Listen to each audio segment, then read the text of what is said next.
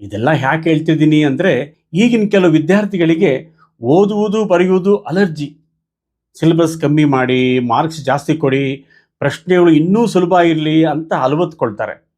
ಇಲ್ಲಿ ನೋಡಿ, ಕಮ್ಮಿ ಮಾಡಿ ಕಮ್ಮಿ ಮಾಡಿ ಟೆಕ್ಸ್ಟ್ ಬುಕ್ಕು ಈ ಸೈಜ್ ಬಂದಿದೆ.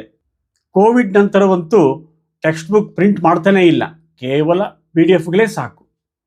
ನಾವು ಓದೋ ಕಾಲಕ್ಕೆ ಯುದ್ಧಕಾಲೇ ಶಸ್ತ್ರಾಭ್ಯಾಸ ಅಂತಿದ್ರು, ನಿಜ.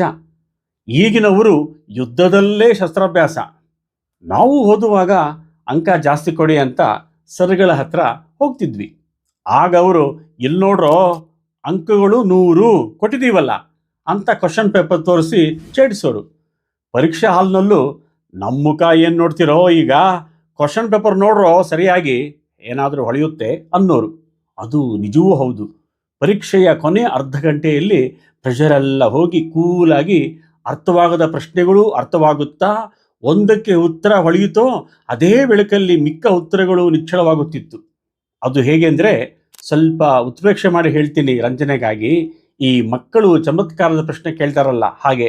ಪತ್ನಿಯರಿಲ್ಲದ ಪತಿ ಯಾರು, ಜನರಿಲ್ಲದ ಪುರ ಯಾವುದು, ಶಿಷ್ಯರೇ ಇಲ್ಲದ ಗುರು ಯಾರು, ಹೊರಲಾರದ ಮಾನ ಯಾವುದು. ಇವು ಮೊದಲಿಗೇನೂ ಅರ್ಥವಾಗಿರಲ್ಲ. ಪ್ರಶ್ನೆ ಹಾಗೇ ನೋಡ್ತಾ ಇರಿ ಏಕಾಗ್ರತೆಯಿಂದ. ಪತ್ನಿಯರಿಲ್ಲದ ಪತಿ ಯಾರು, ಗಣಪತಿ ಇರಬಹುದೇ ಅಂದುಕೊಂಡಾಗ ಜನರಿಲ್ಲದ ಪುರ ಗೋಪುರ, ಶಿಷ್ಯನಿಲ್ಲದ ಗುರು ಉಗುರು, ಹೊರಲಾರದ ಮಾನ ಅವಮಾನ. ಹೀಗೆ ಯಾವುದೋ ಲಾಜಿಕ್ ಸಿಕ್ಕಿ ಒಂದು ಉತ್ತರ ಗೊತ್ತಾದರೆ ಸಾಕು, ಮಿಕ್ಕೆಲ್ಲವೂ ಹಿಂಬಾಲಿಸುತ್ತವೆ. ಪ್ರಶ್ನೆ ಕನ್ನಿಕೆ ಒಲಿಯುತ್ತಾಳೆ. ಆದರೆ ಈಗಿನ ಕೆಲವು ಉತ್ತರ ಕುಮಾರರು ಇನ್ನೂ ಒಂದು ಹೆಜ್ಜೆ ಮುಂದೆ ಹೋಗಿ ಪ್ರಶ್ನೆ ಪತ್ರಿಕೆಯನ್ನೇ ಯಥಾವತ್ ಬರೆದುಕೊಟ್ಟು ಪಾಸಾಗಿದ್ದಾರೆ. ಇದು ಪಾಸು ಮಾಡುವ ಕಾಲ.